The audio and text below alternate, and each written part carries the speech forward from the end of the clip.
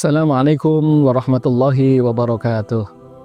Alhamdulillah, alhamdulillahilladzi allafa baina qulubina fa asbahna bi ni'matihi ikhwana. Asyhadu an la ilaha illallah wahdahu la syarikalah wa asyhadu anna Muhammadan abduhu wa rasuluhu la nabiyya ba'dah. Allahumma shalli ala hadzal nabiyil karim sayyidina Muhammadin wa ala alihi wa sahbihi ajma'in. Amma ba'd. Wa qala Allah ta'ala fil Qur'anil Karim, a'udzu billahi minasyaitonir rajim. Ya ayyuhalladzina amanu taqullaha wa kunu ma'as shadiqin. Shadaqallahul adzim. Kaum muslimin wal muslimat, as-shaimun was shaimat, hadani Allah wa iyyakum ajma'in. Kita bersyukur kepada Allah Subhanahu wa taala pada hari ini masuk hari yang ke-22. Kita menjalankan ibadah puasa. Ya, tentu ini adalah merupakan nikmat Allah Subhanahu wa taala yang besar, di mana kita mendapatkan kesempatan untuk melakukan amal-amal yang terbaik di bulan suci Ramadan ini. Salawat dan salam semoga terlimpahkan kepada junjungan kita Nabi Muhammad SAW, kepada keluarganya, para sahabatnya, dan kepada seluruh pengikutnya yang setia. Ma'asyiral muslimin wal muslimat rahimakumullah. Di antara amaliyah yang patut kita tunaikan dengan baik, bahkan bukan hanya yang wajibnya saja, tetapi yang sunnah-sunnahnya hendaknya juga kita tunaikan dengan baik adalah as-shalah, salat. Ya, salat merupakan sarana untuk mendekatkan diri kepada Allah Subhanahu wa taala. Ya, sarana untuk mensucikan jiwa kita agar kita semakin merasa dekat dengan Allah Subhanahu wa taala, dan ini adalah merupakan sumber dari ketenangan jiwa. Jadi insya Allah kalau kita bisa menunaikan sholat dengan baik, khusyuk di dalam sholat-sholat kita, dan kita senantiasa komitmen dengan jadwal-jadwal sholat, ya, konsisten dengan sholat-sholat wajib dan sunnah, dan secara kontinu kita kerjakan, maka insya Allah ini akan membuat jiwa kita menjadi semakin tenang, iman kita semakin kuat, takwa kita semakin bertambah, dan ini insya Allah tentu akan punya pengaruh yang besar di dalam kehidupan kita. Dan sholat adalah merupakan salah satu jalan yang perlu kita tempuh untuk bisa menyelesaikan problem-problem kehidupan, ya, masalah-masalah kehidupan yang kita hadapi. Jadi hendaknya kita senantiasa optimis di dalam menatap masa depan kita, ya, di dalam menghadapi kehidupan kita ke depan, ya. Jadi tidak ada tempat bagi putus asa bagi seorang mukmin, ya. Kenapa? Karena seorang mukmin mempunyai senjata yang bisa dipakai untuk membentengi diri dari putus asa.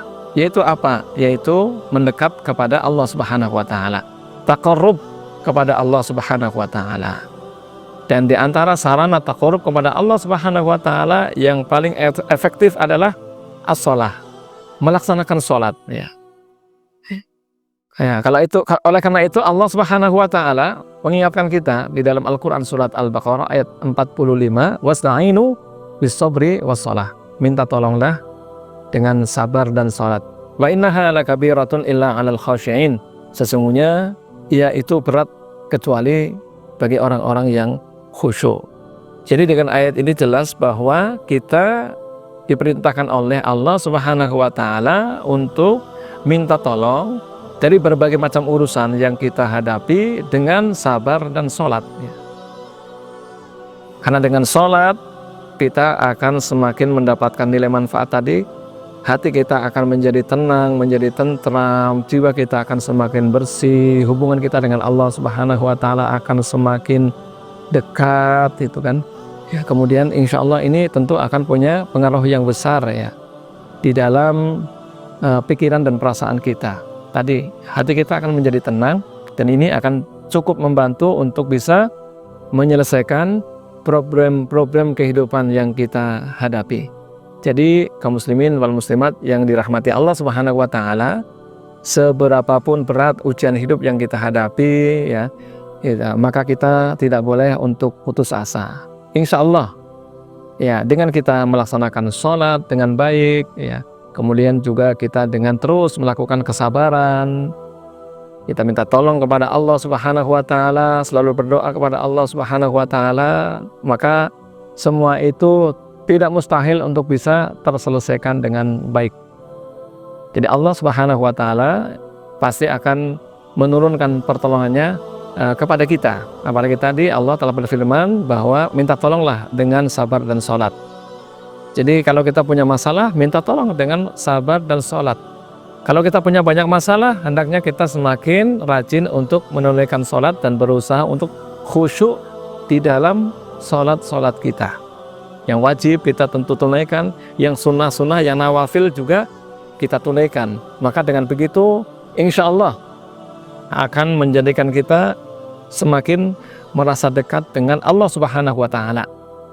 Menjadikan Allah Subhanahu wa Ta'ala mencintai kita.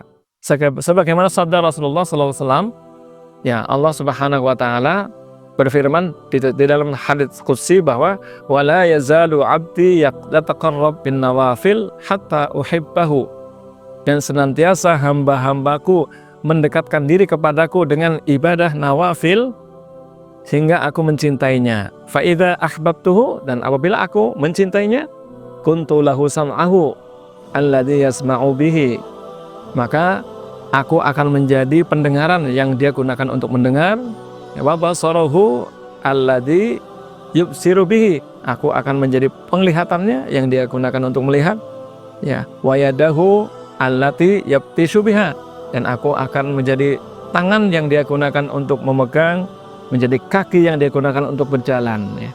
Apabila wa idza sa'alani, ya, la u'tiyannahu, kalau dia meminta, memohon kepadaku, pasti akan aku penuhi, akan aku beri. Jadi demikianlah bahwa, ya, mendekatkan diri kepada Allah Subhanahu wa Ta'ala yang akan semakin membuat Allah cinta kepada kita adalah dengan memperbanyak ibadah sunnah, ibadah nawafil, terutama adalah sholat. Ya. Jadi insya Allah dengan kita memperbanyak sholat nawafil, yang wajib jelas insya Allah sudah tertunaikan. Dengan kita melaksanakan sholat sunnah, nah insya Allah ini akan menjadikan Allah semakin mencintai kita, dan begitu Allah mencintai kita, maka, ya, Allah Subhanahu wa Ta'ala akan membimbing mata kita, membimbing telinga kita, membimbing tangan dan kaki kita agar diarahkan untuk melakukan hal-hal baik. Dan juga Allah Subhanahu wa Ta'ala akan memberikan semua apa yang kita minta. Ya, apabila dia meminta kepadaku, kata Allah tadi, la u'tiyannahu, pasti akan aku kabulkan, akan aku beri. Demikianlah jaminan dari Allah Subhanahu wa Ta'ala kalau kita rajin melaksanakan ibadah sholat, terutama sholat nawafil. Kaum muslimin wal muslimat rahimakumullah, demikian apa yang bisa disampaikan, kurang lebihnya mohon maaf. Assalamualaikum warahmatullahi wabarakatuh.